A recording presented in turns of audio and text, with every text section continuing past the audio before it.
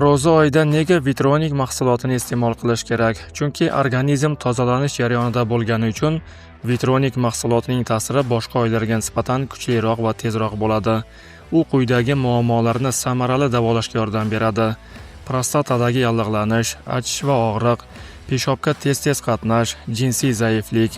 Bizning nomimizdan qo'ng'iroq qiling va 30% chegirmaga ega bo'ling. Mahsulotni yetkazib berish O'zbekiston bo'ylab mutlaqo bepul.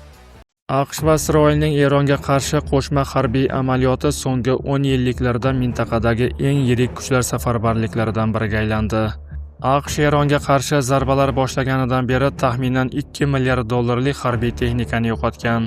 Politico ma'lum qiladi. Pentagon Eronning shaxsiy dronlari Kuvaytda AQSh askarlarining o'limiga sabab bo'lganidan so'ng Yaqin Sharqqa qo'shimcha havo mudofaa tizimlarini shoshilinch ravishda yubormoqda. Yaqin Sharqda yangi urush fronti ochilishi Buyuk Isroil loyihasini qurishga yo'l ochadi. Assalomu alaykum, Reformuz kanalining obunachilari va internet foydalanuvchilari. Biz boshladik. AQSh va Isroilning Eronga qarshi qo'shma harbiy amaliyoti so'nggi 10 yilliklarda mintaqadagi eng yirik kuchlar safarbarliklaridan biriga aylandi. Amaliyotda 50 mingdan ortiq harbiy ishtirok etmoqda. Taxminan 200 ta jangovar samolyot jalb qilingan. Shuningdek, 2 ta aviones mintaqada joylashtirilgan. Bir necha kun davomida Eron bo'ylab qariyb 2000 ta nishonga zarba berilgan. Bu hujumlarda 2000 dan ortiq turli o'q-dorilar va raketalar qo'llangan.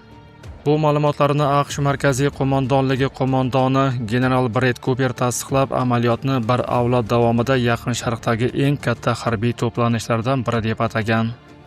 Shu bilan birga Eron ham javob sifatida 500 dan ortiq ballistik raketa va 2000 dan ziyod dron uchirgani xabar qilingan.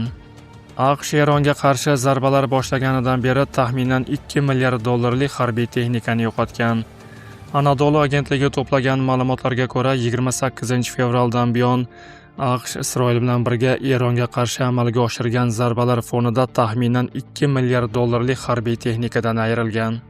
AQSh va Isroil Eronga hujumlarni boshlaganidan keyin Tehron javob sifatida Yaqin Sharqdagi kamida 7 ta AQSh harbiy obyektiga zarba bergan.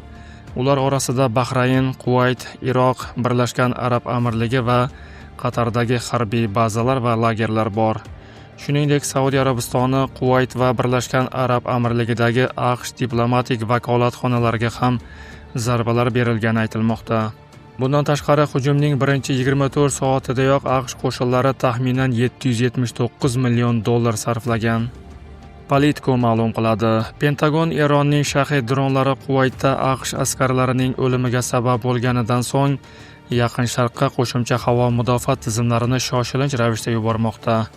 Ayniqsa dronlarga qarshi kichik va arzon texnologiyalar joylashtirishga e'tibor qaratilmoqda. Bu dronlarni aniqlash qiyin, chunki ular radardan past balandlikda uchishi mumkin.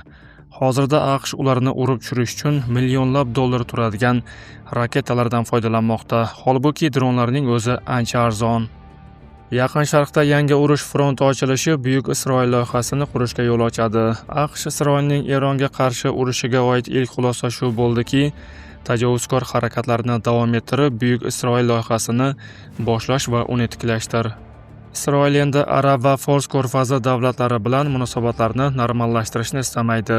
Endi u bosib olish va vayron qilish siyosatini ilgari surmoqda.